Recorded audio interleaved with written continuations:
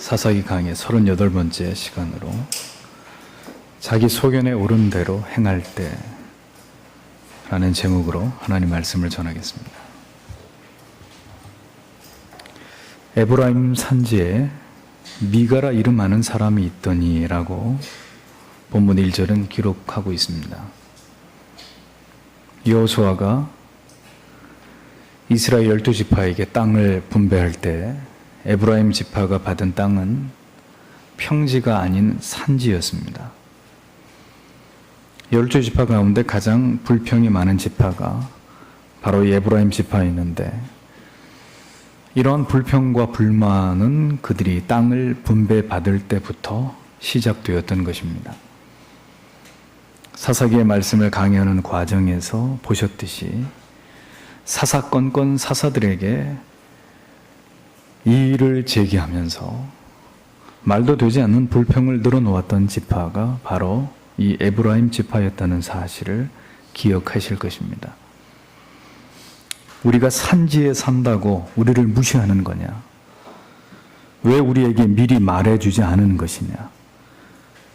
한마디로 이러한 말들로 계속해서 불평과 불만을 제기했던 지파가 에브라임 지파였습니다. 한마디로 열등감으로 똘똘 뭉친 지파가 바로 이 에브라임 지파인 것을 볼 수 있습니다. 그런데 바로 이 에브라임 지파가 거주하는 지역 가운데 미가라는 사람이 있었다고 성경은 말씀하고 있습니다. 미가라는 이름의 의미는 누가 여호와와 같으리요, 여호와와 같은 자 누구이냐, 이런 의미로 구약에서 자주 등장하는 유대인들에게 아주 인기가 있는 그런 이름이었습니다. 왜냐하면 그 이름이 방금 들으신 대로 매우 영광스러운 의미를 담고 있기 때문입니다. 이름대로 하나님을 섬긴 사람들도 성경에 많이 나오지만 그 이름과 전혀 어울리지 않은 삶을 살다 간 사람들도 성경에는 기록되어 있습니다. 작은 태양 삼손이 그렇고, 예를 들면 오늘 본문에 나오는 이 사람 미가가 그런 인물들에 포함이 되겠죠. 그는 이름만 보면 지극히 하나님을 경외하는 사람처럼 보입니다. 그러나 실상은 이제 확인하시게 되겠지만 그는 하나님에 대한 지독한 무지 속에서 우상을 숭배하면서 온갖 더러운 죄를 지었던, 전혀 그 이름과 걸맞지 않은 삶을 살다간 그야말로 이름뿐인 성도에 불과한 자였다는 사실을 알 수 있습니다. 이름이 거룩하면 삶이 거룩한 것일까요? 신앙은 간판의 중요성을 따지는 것이 아닙니다. 그가 하나님 앞에서 어떤 사람인가 하는 문제가 중요할 따름이죠. 그런데 이 미가의 가정에서 어떤 일이 일어났다고 성경이 기록하고 있습니까? 2절에 그 어미에게 이르되 어머니께서 은 1100을 잃어버리셨으므로 저주하시고 내 귀에도 말씀하셨더니 보소서 그 은이 내게 있나이다. 내가 그것을 취하였나이다. 어미가 가로되 내 아들이 여호와께 복받기를 원하노라 하니라. 이렇게 기록하고 있습니다. 보십시오. 이것이 지금 어떤 상황인고 하니, 미가에게는 어머니가 한 분 있는데 무엇을 해서 그렇게 돈을 많이 벌었는지 알 수 없지만 그 어머니는 부자였던 것 같습니다. 왜냐하면 은 1100, 다른 번역 성경에는 1100 세겔이라고 도량이 그 단위가 나오는데, 아무튼 은 1100 세겔을 잃어버렸다고 기록하고 있기 때문입니다. 적은 금액이 아닙니다. 그런데 이 은을 잃어버리자 아마도 미가의 어머니였던 이 여인은 그 은을 누군가 훔쳐간 것으로 간주를 하고 대노하여서 자신이 은을 훔쳐간 자를 향해서 입에 담을 수 없는 욕과 저주를 연일 퍼부었던 것 같습니다. 그 어미의 저주가 얼마나 무서웠던지, 그만 그 어머니의 돈을 훔쳐간 장본인인 미가가 그 어미에게 자신이 그 은을 훔쳐갔노라고 이실직고 하게 됩니다.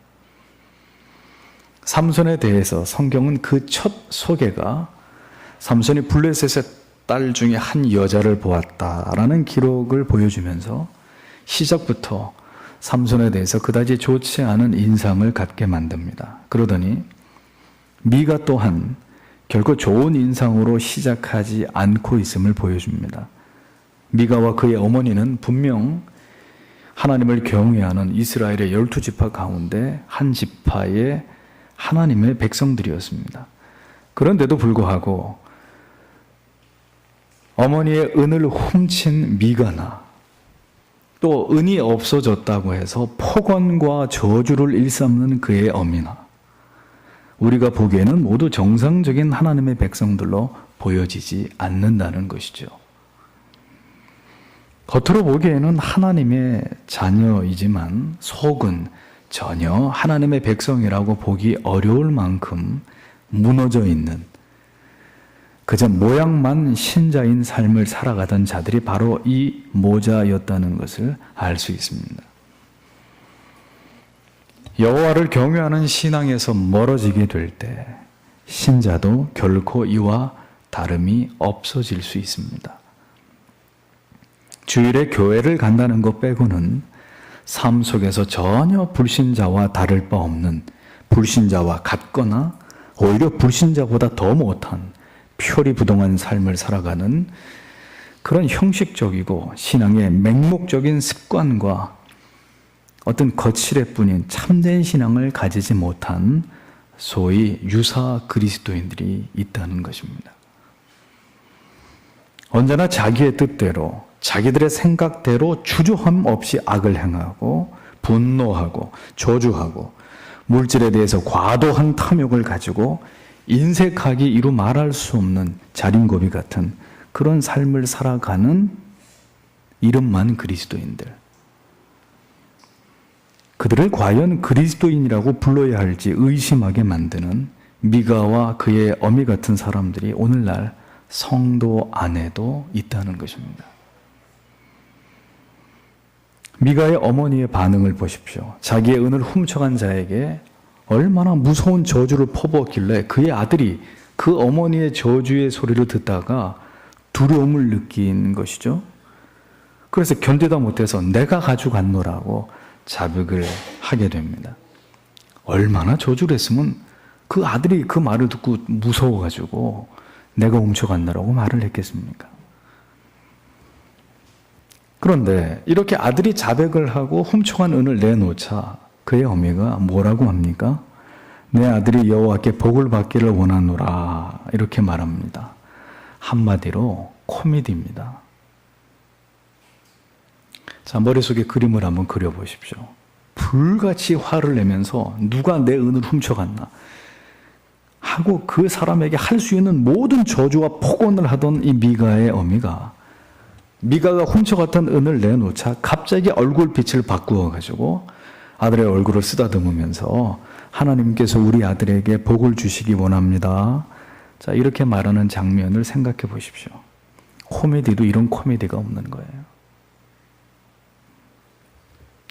돈도 사랑하지만 그 어미는 아들 미가도 지극히 사랑했던 여인이었던 것 같습니다. 조금 전까지 자신의 입으로 내뱉었던 그 저주가 혹시라도 아들에게 임하게 될까? 이제 그녀는 덜컥 겁이 났고 그러자 얼른 말을 바꾸어서 내 아들에게 내가 뱉은 저주가 임하지 않고 하나님의 복이 임하기를 원한다고 말하고 있는 것을 볼 수 있습니다. 하나님의 이름을 가지고 한마디로 제 멋대로입니다. 저주를 했다가 축복을 했다가 하나님을 마음대로 이래라 저래라 합니다. 참으로 무지하고 어리석은 어미입니다.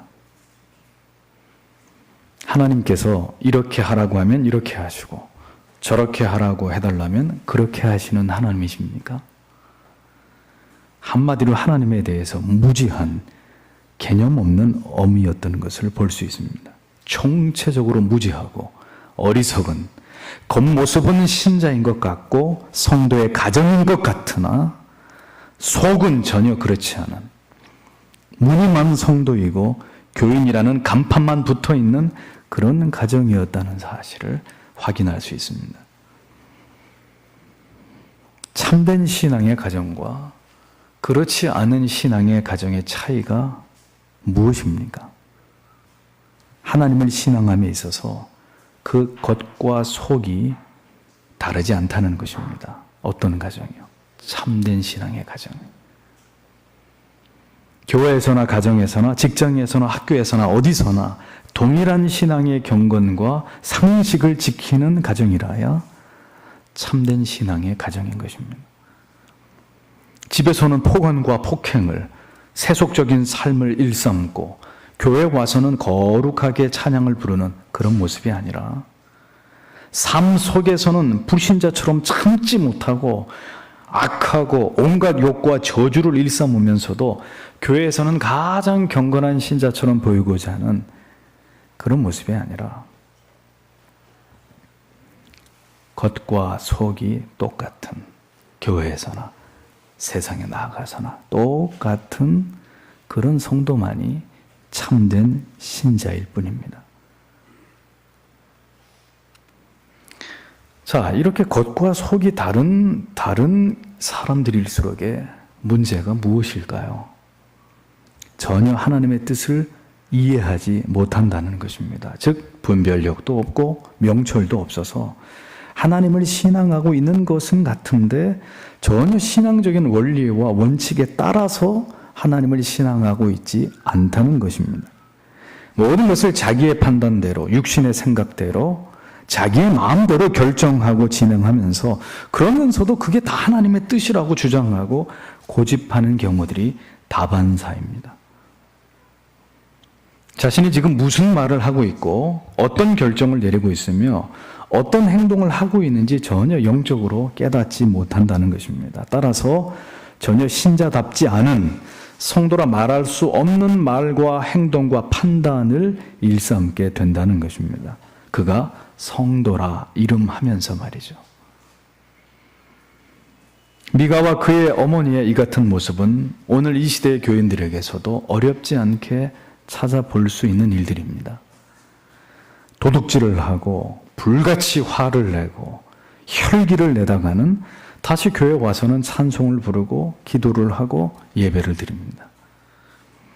삶으로 돌아가 일상 가운데서 또 어떤 문제가 터지면 그냥 자기 본성이 또 나와서 소리를 지르고 욕을 하고 멱살을 쥐고 싸우다가 다시 교회에 가면 양처럼 온순해집니다. 열심히 예배도 드리고 봉사도 합니다. 분명하게 말씀드립니다. 그것은 신앙이 아닙니다. 그저 종교적인 습관을 가지고 있을 뿐입니다. 교회에 다니는 취미를 가진 사람일 뿐입니다. 아무런 신앙의 올바른 지식도 원칙도 없으며 자기를 통제할 줄도 모르고 무엇을 해야 할지 혹은 하지 말아야 할지에 대한 아무런 기준이 없는 사람들입니다. 그런 사람들은 신자라고 말할 수 없습니다. 그저 한 종교를 가지고 종교 생활을 하고 있는 한 종교인일 따름이죠. 일주일에 한 번만 교회에 나오는 그냥 기독교라는 종교를 가진 사람 말입니다. 미가의 어머니가 어떤 행동을 취하는지를 계속 주시해서 보십시오. 3절에 미가가 은 1,100을 그 어미에게 도로 주매 어미가 가로되 내가 내 아들을 위하여 한 신상을 새기며 한 신상을 부어 만들 차로 내 손에서 이 은을 여호와께 거룩히 드리노라. 그러므로 내가 이제 이 은을 내게 도로 돌리리라. 이렇게 기록하고 있습니다. 자신이 퍼부은 저주가 아들에게 임할까 염려하는 어미의 마음은 그렇다고 치고, 그런데 왜 엉뚱하게도 그 은을 가지고 아들을 위해서 신상을 만드는지 그녀의 이해할 수 없는 결정을 보십시오. 아들에게서 되찾은 은으로 아들에게 저주가 임하지 않기 위해서 우상을 만들고, 더 기가 막힌 것은 그 은을 하나님께 거룩히 바친다고 말하고 있는 부분입니다. 이 영적으로 무지한 어미를 보십시오. 자기 마음대로, 자기 생각하는 대로, 전혀 거침없이 자기의 뜻대로 하나님께서 보시기에 모든 악한 일을 계획하고 일을 진행하면서도 이것이 아들을 위한 일이고 하나님을 위한 일이라고 그녀는 생각하고 있었다는 것입니다. 여호와께 거룩히 드리노라 라고 말하고 있는 부분을 유의해서 보십시오. 바로 이와 같은 일들이 하나님을 떠나고 말씀을 떠난 어떤 시대의 교회와 교인에게도 흔히 일어날 수 있는 일들이라는 것입니다. 무엇이 잘못되었는지 도무지 알지 못합니다. 아니, 알고자 하지도 않습니다. 그냥 그렇게 해왔고 지켜왔으니 그렇게 행할 뿐입니다. 도대체 무엇이 진정으로 아들을 위한 일이고 하나님을 위한 일인지 알지 못합니다. 어떤 기준도 없고 원칙도 없습니다. 그냥 마음 내키는 대로 하면 그것이 모두 자식 사랑이고 하나님을 위한 것이라고만 생각하고 있습니다. 이렇게 되면 아무도 말릴 수가 없습니다. 지극히 무죄하고 어리석은 방법이지만 그것이 지극히 종교적이고 신앙적인 동기로 이루어져 있을 때는 누구도 그것을 말릴 수가 없어요. 명분이, 나름대로의 명분이 분명하기 때문에.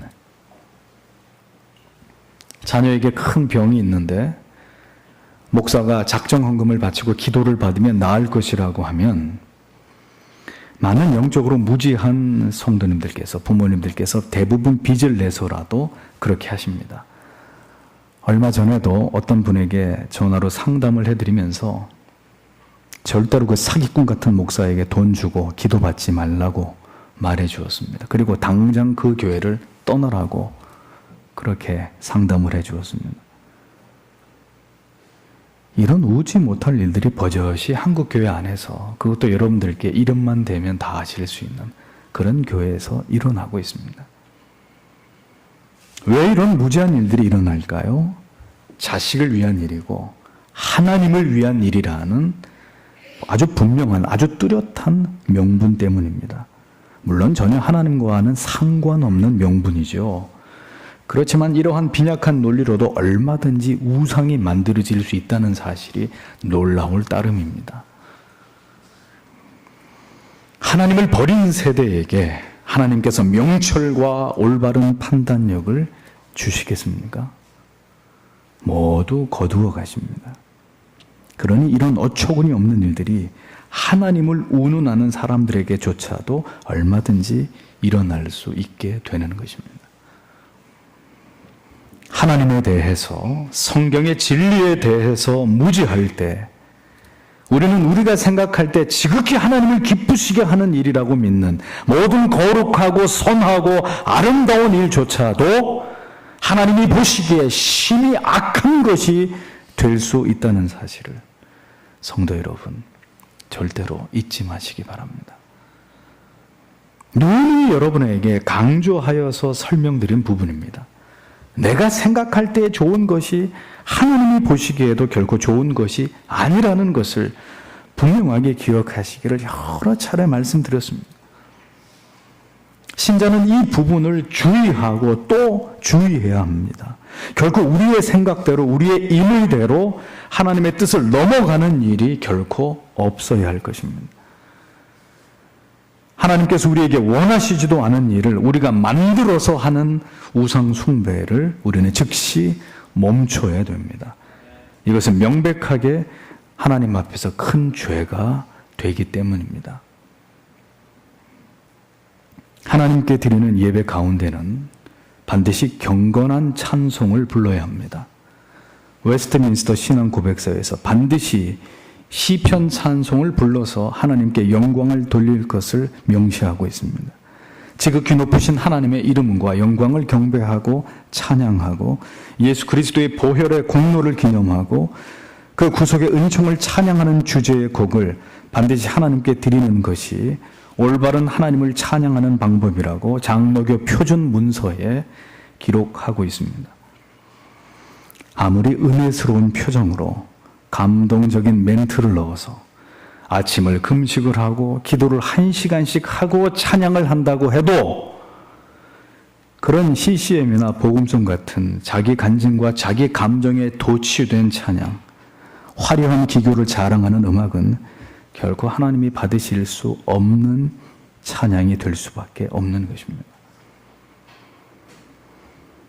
우리가 그동안 신앙 안에서 지극히 옳다고 믿고 행해온 것 가운데는 비신앙적이고 비성경적이고 비기독적인 미신적이고 인본주의적이고 기복적인 요소들이 얼마나 많은지 모릅니다.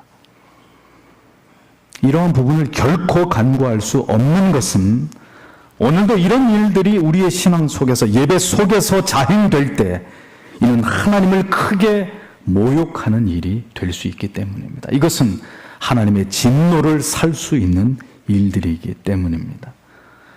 미가와 그의 어미가 하고 있는 모든 말과 행동과 그 결과들이 하나님이 보시기에 그와 같았던 것처럼 말이죠. 4절을 보십시오. 미가가 그 은을 어미에게 도로 주었으므로 그 어미가 그 은 200을 취하여 은장색에게 주어 한 신상을 새기며 한 신상을 부어 만들었더니 그 신상이 미가의 집에 있더라. 이렇게 기록하고 있습니다. 미가가 돌려준 은 120세겔 가운데 일부 은, 그 중에 일부 200세겔 정도를 취해서 그 어미는 보석을 세공하는 전문가에게 주어서 이것을 가지고 우상의 신상을 만들게 합니다. 그리고 그 신상을 자기 아들 미가의 집에 두었다고 적고 있습니다. 명백한 우상 숭배입니다. 하나님의 진노하심이 있을 심히 어리석은 일입니다. 성도 여러분, 분명히 말씀드립니다. 하나님과 하나님의 말씀만 섬기는 가정이 되십시오. 여러분의 가정에 혹시 있을지 모르는 모든 우상적인 요소들을 모두 제하십시오. 여러분의 신앙 속에 자리 잡고 있을지 모르는 모든 미신적인 신앙을 모두 제거하십시오. 잘 모르시겠으면 언제나 목사에게 문의하십시오. 소상히 알려드리겠습니다. 무조건 자녀를 위해서 빌기만 하면, 무조건 잘 되게 해주시기를 기도하면 이루어질 것이라는 생각은 모두 미신입니다. 하나님께서 무엇을 원하시는지를 먼저 알아야 합니다. 그래서 하나님의 방법과 뜻대로 기도해야 합니다. 미가와 그의 어머니는 은으로 우상을 만들 것이 아니라 하나님께 나아가서 아들이 도둑질로 한 것으로 말미암아 하나님 앞에 속죄의 제사를 드렸어야 했습니다. 경건한 욥은 아들들의 생일 잔치가 끝나면 반드시 그들이 혹 하나님 앞에 범죄하였을까 하여 그 아들의 명수대로 번제를 드렸습니다. 이것이 경건이고 성도의 하나님을 향한 경외입니다. 비교가 되지 않습니까? 미가의 어미는 이 문제를 하나님의 방법으로 해결했어야 합니다. 그러나 미가의 어미는 자신의 생각과 방법대로 아들의 죄를 은폐하려 했고 자기의 생각대로 이 문제를 무마하려고 했습니다. 이것이 바로 하나님을 향해 돌이킬 수 없는 패역이고 죄악이라는 사실을 그녀는 알지 못했던 거예요. 우리는 왜 성경에 대해서, 교리에 대해서, 기독교의 유구한 역사에 대해서 무지하면 안 될까요? 간단하게 설명드려서 무지하면 곧 죄를 이처럼 범할 수 있기 때문입니다. 더 놀라운 것은 그렇게 죄를 담대하게 저질렀어도 그것을 전혀 죄라고 생각하지 않고 있게 될 수 있다는 거예요. 하나님이 보실 땐 명백한 죄인데 그것을 행한 자기 자신은 죄라고 생각하지 않고 있다는 거예요. 하나님께서는 하나님을 불신하고 죄를 범하는 세상 사람들 때문에 분노하시는 분이 결코 아니십니다. 하나님께서는 아들을 대신하여 죽게 하시고 우리를 죄에서 건져내실 만큼 그토록 사랑하고 소중하게 여겨주신 하나님의 자녀들이 하나님을 배신하고 하나님의 은혜를 배은하고 거듭된 죄악의 길에서 우상을 숭배하고 미신적이고 율법적인 신앙생활을 가지고 하나님을 모욕할 때 하나님은 그런 교회와 성도를 향해서 분노하시는 하나님이십니다. 우리는 이 진리를 결코 잊지 말아야 합니다. 그래서 평생을 교회 안에 있고도 하나님의 나라에 들어가지 못하는 자들의 수가 결코 적지 않은 것이고, 그래서 이것을 발견한 청교도들과 개혁파 신학자들은 그래서 이 성도의 구원의 문제와 성화의 문제에 대해서 그토록 집요하게 성경을 통해서 이 문제를 다루기 위해서 최선을 다했던 것입니다. 그리고 그것을 위대한 작품 속에 남겨두어서 어떤 사람이 구원받은 사람이고 구원받지 않은 사람이고, 어떤 믿음이 구원받기에 합당한 믿음이고 그렇지 않은 믿음인지를 정확하게 이것을 우리에게 제시해주고 있는 겁니다.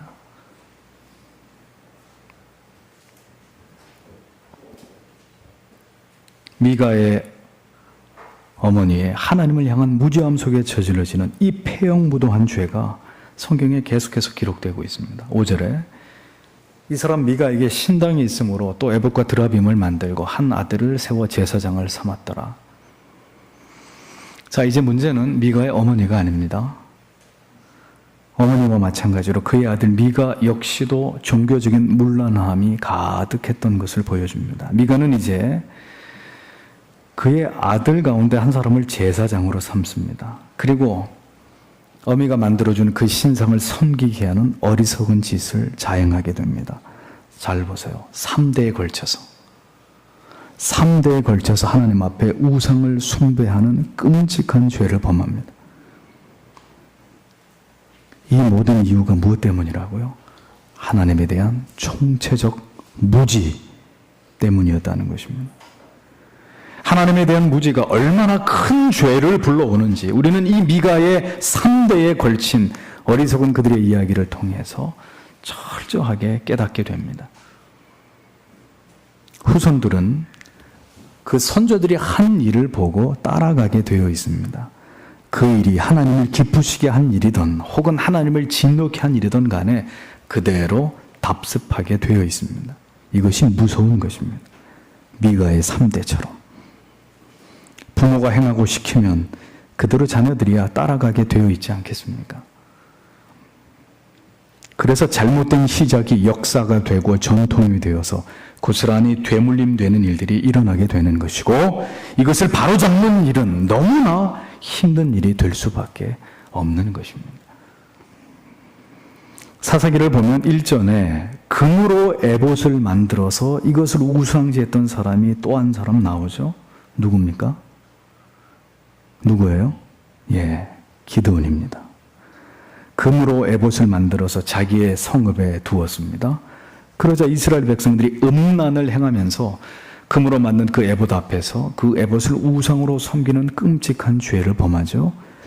일어났던 일은 되풀이되게 되어 있습니다. 그 이전에는 금으로 송아지 형상의 하나님을 만들어 놓죠. 누가요? 이스라엘 백성들이. 선한 일도 악한 일도 되풀이되게 되어 있습니다. 지금 한국 교회를 어지럽히고 있는 모든 불건전한 사상과 잘못된 관습과 관행들, 그리고 비성경적인 교회 운동의 뿌리는 놀랍게도 모두 과거의 역사 속에서 등장했던 이단으로 단죄되고 정죄되었던 사상들의 부활입니다.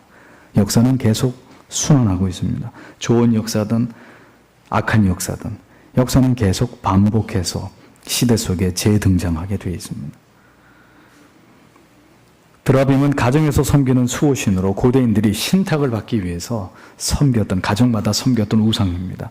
사람의 형상으로 만들어졌고 나무나 은으로 만들어진 입상, 서 있는 그런 상입니다. 하나님에 대한 무지가 하나님의 자녀라고 믿고 있는 자들로 하여금 얼마나 심각한 죄를 범할 수 있게 하는지에 대한 예는 성경에 수도 없이 많이 등장하고 있습니다. 이러한 말씀을 통해서 바로 우리에게 하나님께서 요구하시는 참된 신앙이라고 하는 것이 무엇인지를 우리는 이 말씀을 통해서 생각해 보아야 합니다. 어머니의 이러한 무지함으로 인한 폐역에 이어서 이제 미가까지, 그리고 미가의 그 아들까지 이 일에 가세합니다. 아들 가운데 한 명을 제사장으로 세웁니다. 아무나 제사장이 될 수 있나요? 아니죠. 아닙니다. 이것은 하나님의 법이 아닙니다. 그런데 이렇게 무지함 가운데 우상을 숭배하는 죄까지 범했는데 무엇인들 못하겠습니까? 진리가 기준이 되지 못하고 성경의 말씀이 원칙이 되지 못한데 누군들 제사장이 못 되고 무엇인들 하나님을 대신한 우상이 되지 못하겠습니까? 끝나버린 거예요. 이렇게 막 나가는 것은 결국 그 신앙이 하나님에게서 끊어진 것임을 보여주는 것입니다. 성도는, 하나님의 택한 백성들은 어느 정도까지 악을 진행하다가 반드시 돌이키게 되어 있습니다. 무엇인가 잘못되어져 간다는 것을 깨닫고 두려워하게 되어 있습니다. 내가 이렇게 계속 가다가는 큰일 나지. 내가 하나님 앞에 죽을 수도 있다. 내가 하나님 앞에 두드려 맞지 이러다가 분명히 깨닫게 되어 있어요. 그 하나님의 자녀는 그런 능력이 있어요. 그런데 문제는 성도가 아닌 사람들에게는 이런 자각 능력이 없다는 것입니다. 그래서 갈 때까지 가는 거예요. 그게 무서운 거예요. 갈 때까지 가는 거. 아무리 얘기를 해도 뿌리치고 만류해도 듣지 않으면서 브레이크가 고장난 폭주하는 트럭처럼 무섭게 죄와 하나님의 진노하심을 향해 치닫는 것입니다. 누구처럼? 미가와 그의 어미처럼. 왜 미가와 미가의 어미는 도무지 하나님을 찾지 않는 것일까요? 왜 하나님께 나아가 죄를 자백하고 회개하면 될 것을 자꾸 다른 방법으로 일을 더 어렵게 만들어가는 것일까요? 이것은 미가와 그의 어미만의 문제가 결코 아닙니다. 교회는 다니고 계시지만 자신의 무지로 말미암은 죄에 대해서 하나님께 통렬하게 회개하고 돌이키지 않는 그런 신자의 수가 오늘 한국 교회 안에 얼마나 될까요? 인격적으로 하나님의 말씀을 통해서 하나님과 교제하고 그 하나님을 알아갈수록 영혼에 새겨지는 하나님에 대한 경외감과 삶과 두렵고 떨림으로 하나님을 예배하면서 어떻게 살아가는 것이 가장 하나님께서 원하시고 바라는 것인지에 대한 이전에 있지 않았던 새로운 감각을 가지게 되는 이런 일들이 모든 성도에게 저절로 자연스럽게 일어나는 일들 같으면 오늘 미가와 미가의 어머니 같은 성도는 유사일의 교회 안에 단 한 사람도 없을 것입니다.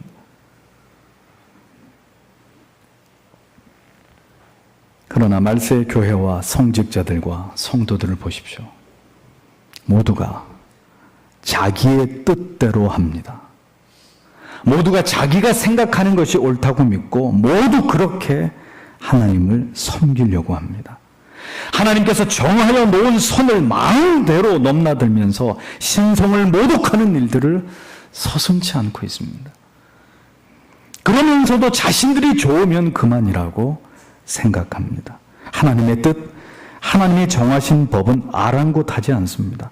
이것이 바로 하나님을 떠나고 진리를 떠난 두려운 시대에 나타나는 일들이란 말입니다. 6절은 이러한 종교적 혼합주의 속에서 우상을 숭배하던 타락한 시대를 일컬어서 오늘의 본문의 마지막 절은 이렇게 얘기합니다. 그때에 이스라엘에 왕이 없으므로 사람마다 자기 소견에 옳은 대로 행하였더라. 왕이 없는 시대. 여기서 의미하는 것은 왕이 없었기 때문이다라는 그런 의미가 아니고 모든 권력을 부정하는 시대를 의미하는 것입니다. 이스라엘의 왕은 누구입니까? 고대로부터 전통적으로 신정 국가였던 이스라엘의 왕은 바로 전능하신 하나님이십니다.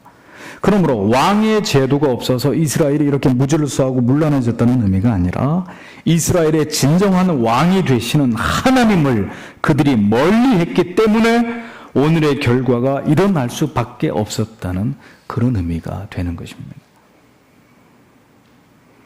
하나님의 통치를 거부하는 이스라엘, 그들에게 일어난 일들이 무엇이었습니까?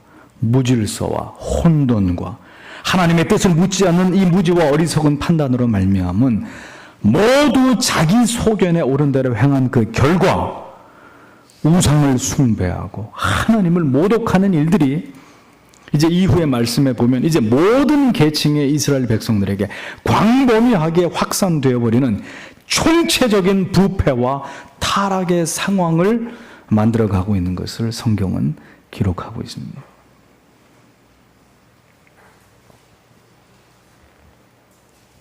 하나님을 하나님 되시게, 성경을 성경으로서, 예배를 하나님께서 받으시는 참된 예배 되게, 구원을 진정한 구원으로, 성화를 진정한 성화를 이루어가는 것으로, 우리가 모든 것을 하나님의 말씀에 근거하여 바로 세워가야 하는 이유는 바로 우리가 살아가고 있는 이 시대가 오늘 성경 속의 사사시대와 같이 이미 영적으로 무질서하고 혼란스럽고 절대적인 진리가 붕괴되어 버린 그런 시대이기 때문입니다. 탈권위의 시대, 모든 판단과 행동의 기준점이 절대적 진리가 아닌 상대적이고 개인적인 느낌이 진리와 교리보다 더 중시되는, 성경의 가르침보다는 개인의 행동과 번영이 더 우선이고 높은 가치가 되어버린 그런 시대로 접어들면서 점점 성경의 절대적인 진리는 급격히 무너져가고 있는 것을 우리가 보고 있는 거예요. 모순되게도 가장 정통하고 가장 장구한 역사를 지닌 기독교가 가장 세속적인 종교가 되어버렸고, 그 외 천주교와 불교와 이슬람교와 그 외 각 민족의 토속적인 샤머니즘적인 종교가 다시 가장 영적이고 신비한 종교로 마지막 때 사람들에게 묘한 매력을 끌면서 그러한 종교들이 다시 부각되고 있는 이런 시대의 어두운 일들을 우리가 지금 보고 있는 것입니다. 두려운 일이 아닐 수 없습니다. 교회는 세상에서 살아남기 위해서 점점 더 진리에서 멀어져서 세상이란 화려한 신랑의 품에 안겨서 간음을 저지를 때, 세상은 그런 교회에 오히려 식상함을 느끼면서 이제 세상의 품에 뛰어든 교회를 밀쳐내고 혹독하게 채찍질하고 있습니다. 그럼에도 불구하고 이러한 교회의 세속적인 화려함만을 선호하는 정체불명의 교인들로 이 시대의 교회들은 거의 대부분 채워져 가고 있는 그런 현실을 우리가 목도하고 있습니다. 누가 하나님에 대해서 진지하게 궁금함을 가진 자가 있습니까? 이 시대에 얼마나 많은 신자들이 하나님을 신앙하는 법을 가르치고 성경과 교리에 천착하면서 자신의 영혼의 문제를 진지하게 다루려고 하는 그러한 교회에 지대한 관심을 갖는단 말입니까? 재미없어요. 그런 교회 절대로 많은 수의 성도들이 모일 수가 없어요. 하나님의 말씀이, 성경이, 절대적인 진리가 그 자리에서 밀려나 버릴 때 우리가 편안할 것 같고 자유로울 것 같지만 잊지 마세요. 오히려 더 혼란스러워지고 영혼의 공허는 더 가중되게 되어 있습니다. 교회를 다녀도 참된 기쁨과 위로를 느끼지 못하는 이유가 무엇 때문인지 아십니까? 여러분이 더 깊은 하나님의 말씀으로 빠져들지 않기 때문입니다. 진리가 너희를 자유케 하리라는 말씀에 진정한 가치가 추락하면서 사람들은 진리의 묶임으로 진정한 자유를 누리는 것이 아니라 오히려 진리로부터 벗어나서 더 불안해하고 염려하고 더 큰 두려움 속에 살아가는 모순을 행하고 있습니다. 어디에 여러분의 영혼을 의탁할 것입니까? 우리의 영혼의 진정한 자유와 평화는 무엇에서부터 기인하는 것입니까? 감성을 자극하는 헛된 위로나 복을 빌어주는 말로 우리의 영혼의 참된 평강과 은혜가 넘칠 수 있다고 믿으십니까? 절대적인 기준이 사라질 때 사람들은 저마다 자신의 생각과 주장이 진리가 되어버리는 것입니다. 그리고 모두 자신이 믿는 것을 진리라고 떠들기 시작하게 됩니다. 혼란은 가중되고 모든 것은 흔들리게 되어 있습니다. 이것이 바로 재앙을 부르는 죄가 되는 것입니다. 성도는 진리에 의해서만 움직이는 사람들입니다. 자신의 생각, 자신의 느낌이나 감정을 따라서 판단하고 행동하는 사람들이 아닙니다. 사람들이 만든 형식이나 그릇된 전통이나 관습이나 관행을, 세상이 만든 가치관과 철학과 이념을 따르는 사람들이 아니라 하나님께서 정하신 법에 의해서 결정하고 판단하고 행동하는 사람들입니다. 하나님의 뜻을 아는 가장 정확한 망고불변의 방법은 바로 성경을 통해서입니다. 성경을 통해서도 하나님의 뜻을 파악하기 힘들 때 우리는 교리를 통해서 하나님의 뜻을 찾습니다. 교리를 통해서도 하나님의 뜻을 알 수 없을 때 우리는 교회사 속에서 하나님의 뜻을 찾습니다. 교회사도 50년 전의 교회사, 100년 전의 교회사보다 더 권위 있는 역사의 증거가 바로 15세기, 16세기, 17세기까지에 이르는 종교개혁사와 청교도사가 가장 권위 있는 역사라고 말할 수 있습니다. 그 이전으로 더 거슬러 올라간다면 바로 교부와 속사도 시대요. 그 이전으로 올라가면 바로 초대교회의 사도시대라고 말할 수 있습니다. 이러한 방법으로 우리는 하나님의 정리하신 뜻을 찾아서 그 뜻대로 하나님을 신앙하고 하나님의 교회가 올바른 길을 가도록 연구하고 탐구하고 논쟁하고 비판하는 일을 결코 게을리할 수 없는 것입니다. 누구도 자기의 소견에 오른 대로는 할 수 없습니다. 그것은 하나님 앞에 돌이킬 수 없는 죄가 되기 때문입니다. 자신이 기준이 아닙니다. 우리도 기준이 될 수 없습니다. 목사의 성경을 벗어난 주장도 절대로 기준이 될 수 없습니다. 솔라 스크립추라, 오직 성경만이 절대적인 기준이 되어야 합니다. 불행히도 지금은 절대적인 권위를 가진 진리가 붕괴되어 버린 시대와 사회로 점점 더 퇴락하고 있기에 그렇기 때문에 아무런 희망이 보이지 않는 것입니다. 사람들이 모두가, 심지어 신자라 이름하는 자들조차도 모두 각자가 자신이 옳은 대로 살아가려고 하는 시대, 자신의 행복이 극대화되고 그 외의 가치들은 모두 경시되고 상대화되어져 버린 시대, 앞으로 우리가 살아가는 세상 속에 이러한 일들은 더 가속화될 것입니다. 우리의 자녀들의 태도를 보십시오. 때때로 저들이 주장하는 주장과 궤변을 잘 들어보십시오. 얼마나 저들이 심각하게 세상에 오염되어 있고 저들의 가치관이 죄성으로 빠르게 흡수되어 버리고 있는지 우리가 우리 자녀들을 키우면서 그런 것들을 보고 있어요. 진리의 각을 세워서 바르게 가르치고 바른 권위로 진리 앞에 무릎 꿇게 해야 될 책임이 우리 부모들에게 있습니다. 그리고 하나님의 교회는 진리의 올바른 권위를 세워서 무지를 일깨우고 올바른 도의 모든 성도를 복종시켜야 할 책임이 주님의 교회에 있습니다. 결코 타협하거나 사람들의 다수의 의견을 따라 진리를 수정하거나 올바른 원칙을 무너뜨리는 일을 간과해서는 결코 안 될 것이고, 올바른 신앙의 위대한 전통과 교리적 가르침 위에 우리의 신앙이 바로 서게 하는 일에 깨어있는 교회들은 사활을 걸어야 할 것입니다. 성도 여러분, 우리는 지금 세상의 끝을 보고 있습니다. 하나님을 버린 시대, 그 끝은 하나님의 심판과 종말이 기다리고 있을 뿐입니다. 그러므로 우리는 목숨을 걸고 이 진리를 수호해야 합니다. 이 시대는 단언컨대 제2의 종교개혁만이 살 길입니다. 다시 성경으로 돌아가고자 하는 거룩한 회귀가 일어나지 않고서는 모든 잘못되어 온 것들을 혼신의 힘을 다해서 바로 잡지 않고서는 이 시대는 더 이상 희망이 없습니다. 사랑하는 성도 여러분,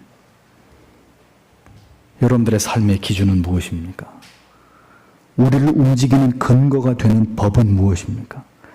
우리는 지금 우리 소견에 옳은 대로 행하고 있는 것은 아닌지 우리 자신을 면밀하게 돌아보아야 합니다. 미가와 그의 어미의 이야기를 보십시오. 이 시대 우리가 이들처럼 하나님을 믿는다고는 하면서도 온갖 죄를 우상을 쫓아가는 그러한 괴물이 되어가고 있지 않은지 우리 자신을 깊이 돌아봐야 합니다. 자기 소견을 따르는 것이 아니라 하나님의 법을 추종하는 진정한 하나님의 통치를 따르는 하나님의 나라의 백성들이 되기 위해서 우리는 우리가 할 수 있는 모든 노력에 최선을 다해야 할 것입니다.